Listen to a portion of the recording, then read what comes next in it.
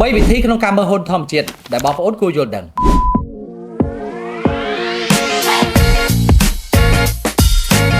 ដោយសារឃើញមានបងប្អូនយើងជាច្រើនដែលមានចម្ងល់ទៅលើការមើលហ៊ុនធម្មជាតិនិងមានភាពលំបាកខ្លះក្នុងការមើលហ៊ុនធម្មជាតិដូច្នេះខ្ញុំនឹងធ្វើការចែកម្លែកបន្តដើម្បីជាចំណែកមួយជួយបងប្អូនយើង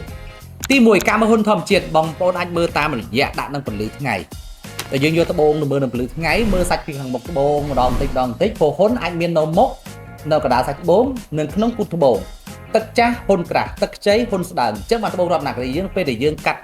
គូតកណ្ដារៈដាច់ហ៊ុនធម្មជាតិអញ្ចឹងហើយធ្វើឲ្យវាស្រក់ទឹកខ្ចីជាងមុនទី2យើងអាចមើលតាមរយៈកែវពង្រីកដោយធ្វើការមើលបង្វិលបន្តិចម្ដងពីបងក្នុងសាច់ត្បូងតាមដានរកមើលហ៊ុនធម្មជាតិវាមានហ៊ុនឡាយខៀវព្រឿងសម្រាប់ពណ៌ទឹកសមុទ្រឬក៏ត្បូងប៊្លូហ្សឺខុនយើង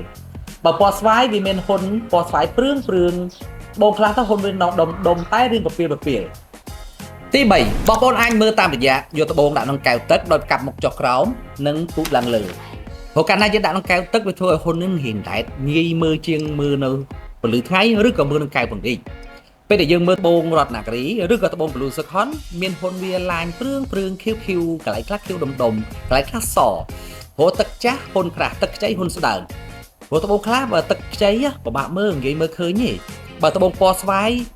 ហ៊ុនវាក្រាស់ងាយស្រួលមើលហ៊ុនវាមើលទៅស្វាយពពាលឬក៏ដុំតាមរយៈវីដេអូនេះខ្ញុំសង្ឃឹមថាជាចំណែកមួយជួយបងប្អូនយើងយល់ដឹងច្រើនទាក់ទងនឹងការមើលហ៊ុនធម្មជាតិដើម្បីវិភាគថាជាត្បូងធម្មជាតិសុទ្ធ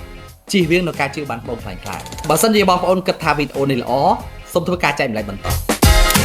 ត